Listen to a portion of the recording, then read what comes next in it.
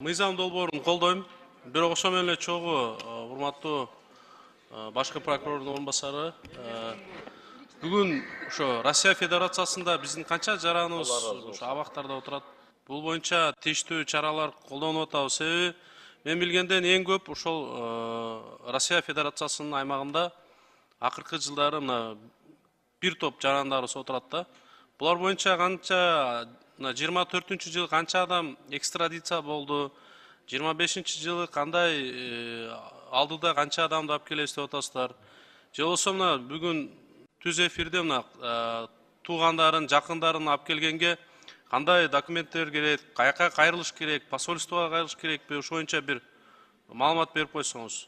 Рахмат, саламатсыздарбы, урматтуу депутаттар, башкы прокурордун орун басары Үмүткан Нургазиевна.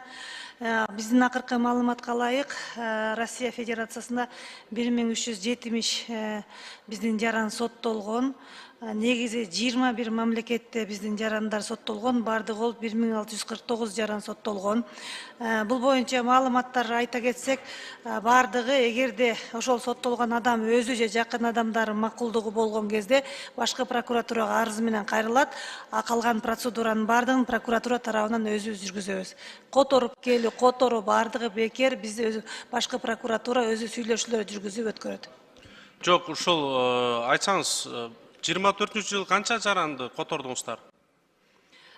Биздин мен мурда маалыматтарымда айтып кеткем, себеби дегенде бизде которуп жаткан жумуш абдан алдыга жылынган. Мисалы үчүн, эгерде 1649 жаран болсо, 2024-жылы чет өлкөдө жазасын атоо үчүн 129 жаран которулган. Россия Федерациясынын анын ичинен 129-дун 117 жараны которулуп келген. Казакстандан 11, Таджикистандан бирөө 70 жаранды азыр этапкылуу жол жоболор жүргүзүлүүдө. Аларга макулдук келген, этапты күтүп жатышат.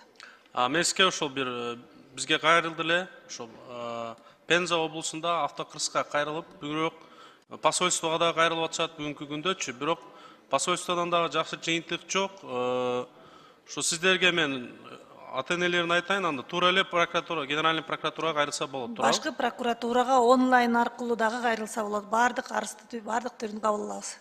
Процедурасы жеңилдетилдиби, шарттары? Же мурдагыдай эле баягы 5-6 айлык убакытты алабы экстрадиция? Эми ал деген бул эл аралык байланышта, ошондуктан азыр болушунча кыскартып атабыз. Биз Россия Федерациясы менен толук сүйлөшүүлөр өткөрүлгөн, башкы прокурор бир нече жолу барып сүйлөшүүлөрдү өткөрүп келген. Ал тараптан эч бир отказ жок азыр. Болушунча бизге которуп берип атат. Ишиңиздер ийгилик болсун анда. Рахмат, суроо жооп бүттү.